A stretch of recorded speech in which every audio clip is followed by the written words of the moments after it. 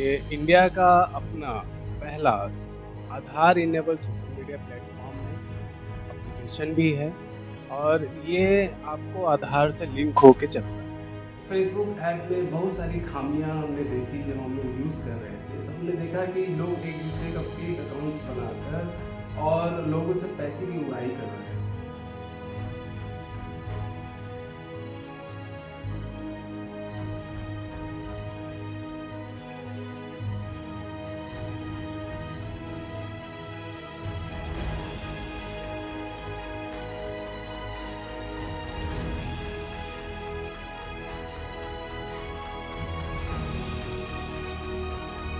हमने एक ऐसा प्लेटफॉर्म तैयार किया जो कि इन सारी खामियों को दूर कर सकता है।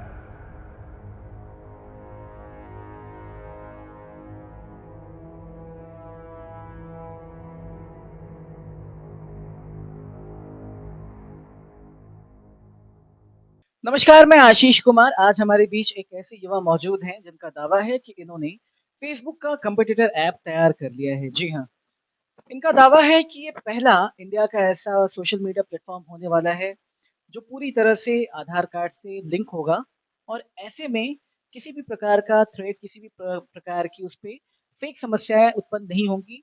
जैसे कि हम फेसबुक पे देखते हैं या फिर और भी सोशल मीडिया ऐप्स पे देखते हैं कि अकाउंट्स हैक कर दिए जाते हैं और फिर उससे गलत काम किए जाते हैं।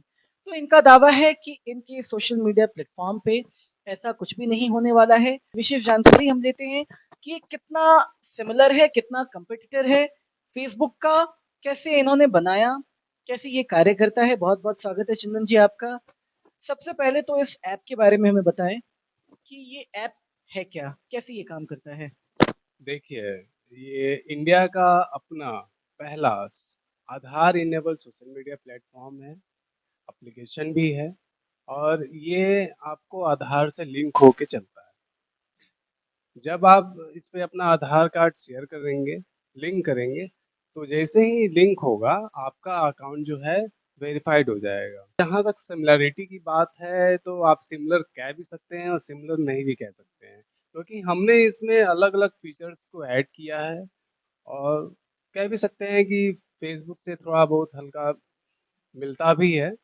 क्योंकि हमने इसका अल्टरनेटिव भी बनाया है। जैसे आप कू ऐप की बात करें, ट्विटर की बात करें, तो कहीं न कहीं कू ऐप और ट्विटर भी सिमिलर आप इसको स्वदेशी के तौर पे देखें और इसमें बहुत ही ख़ास फीचर्स आपके लिए फीचर्स का आप ज़िक्र कर सकते हैं क्या कि जो फेसबुक में ना हो और जो बहुत ही बेनिफिशियल हो?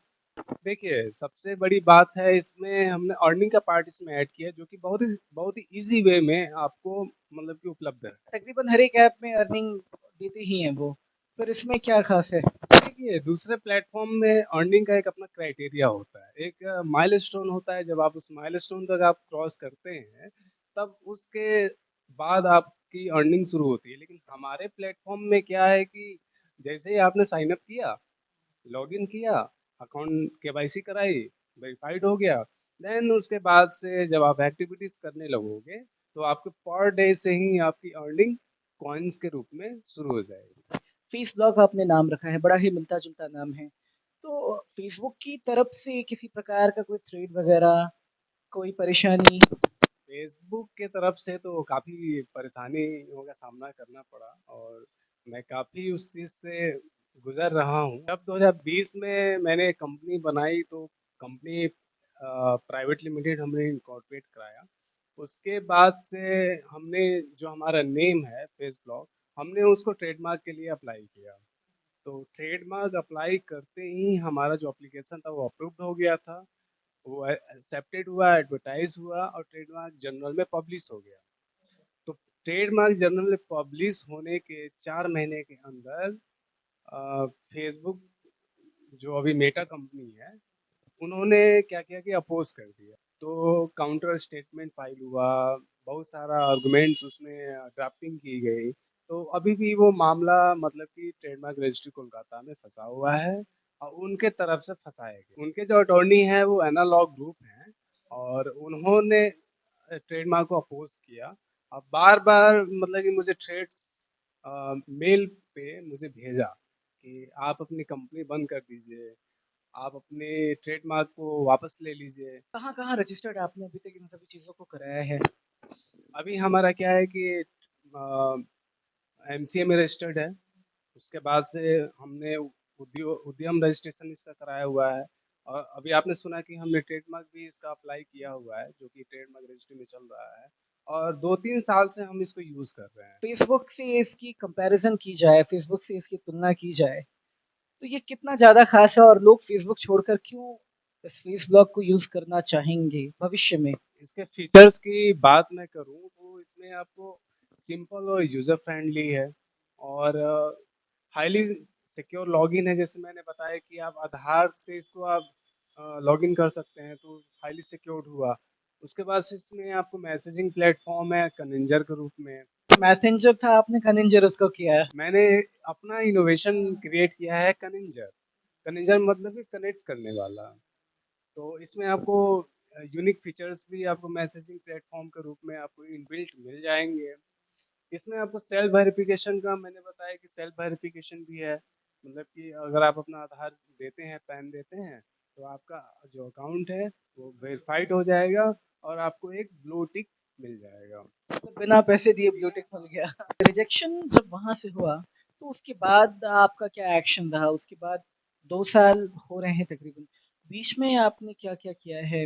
इसको क्या आप आगे बाकी में लेके जाना चाहते हैं? क्या अभी भी आप अड़े हुए हैं या फिर अभी सब कुछ रोक के आपने रखा है? देखिए सबसे बड़ी बात होती है कि किसी भी बड़े प्लेटफ़ॉर्म को या फिर बड़े प्रोजेक्ट पे काम करने के लिए आपको इनिशियल फंड की ज़रूरत होती है।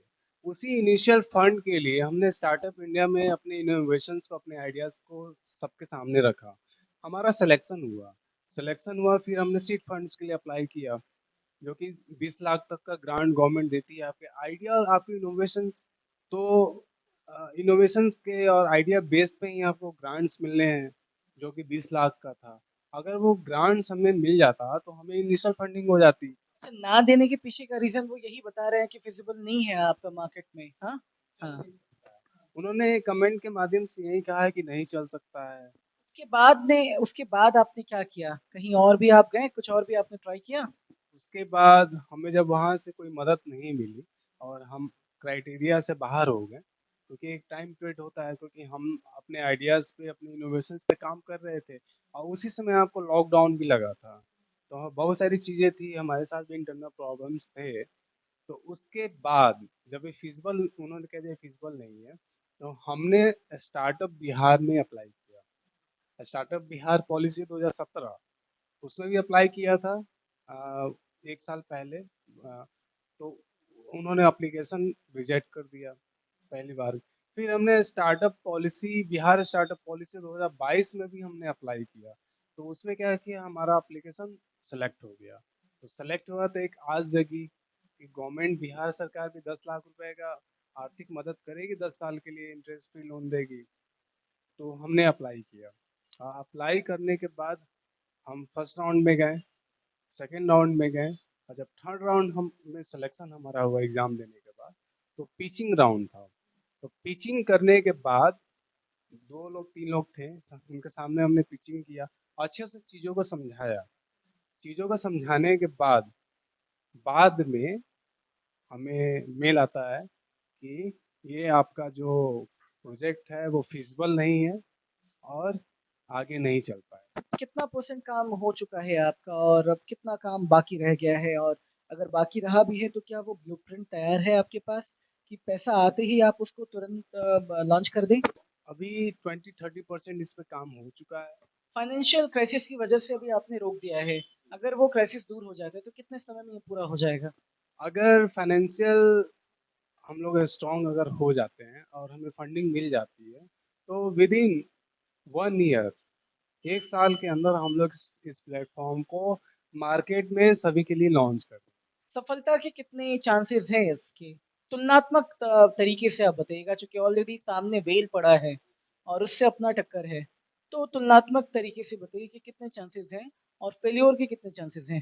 देखिए, बात अगर सफलता की करें तो कहीं न कहीं मुझे ऐसी उम्मीद लग रही है कि अगर ये प्लेटफ़ॉर्म लॉन्च हो गया, तो कहीं न कहीं ये फ़ेसबुक को टक्कर देगा और लोग हमारे प्लेटफ़ॉर्म को यूज़ करेंगे, जुड़ेंगे और लोग ही इसको सफल बनाएँ।